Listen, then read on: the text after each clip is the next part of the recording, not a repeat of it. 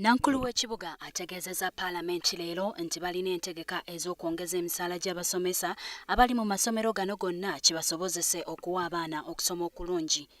Mukyala Musisi ayongeddeko nti era bagenda kulongoosa amasomero gano gonna okutuuka ku mutindo oguwa abaana ensoma ennungi. Twawulirako nti waliwo omugagga eyafuna lease okuva mu Uganda Land Commission ng'atugamba nti tuve mu ssomero eryo.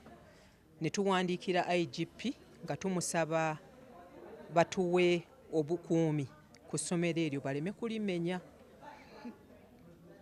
Twawulirako ekiro nti actually poliisi ng'ekozesa court order yawadde omugagga obukuumi ayitibwa Boost n'amenya essomero.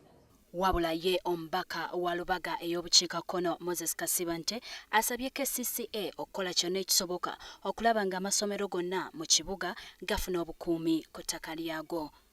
KCCA yategeezezza nti erina ebyapa by'amasomero 5 gokka ku masomero agawerera ddala 80 mu Kampala.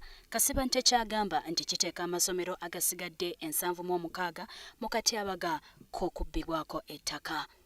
KCCA yo eraga nti amasomero gemanyi agali mu buzibu gali 17 ku masomero agawera nga 80 ge yali badde erinako bwannannyini.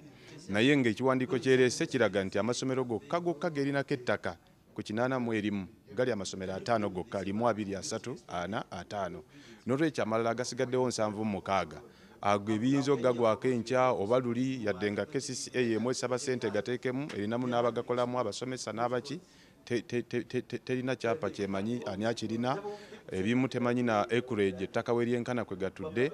Kakati ebyo byonna biraga nti ebyenjigiriza mu Kampala KCCA tebitaddeeko mulamwa gumala era ekizibu kyonna kiyinza okugwawo ng'ekyagwa ku Nnabagereka Primary School. Mu ngeri y'emu, Nankulu agambye nti olukiiko lwa KCCA luli mu kukola nteekateeka za kusengula ssomero lya Nnabagereka okulitwala ekkanisa okusobola okuwa abayizi omukisa okusoma.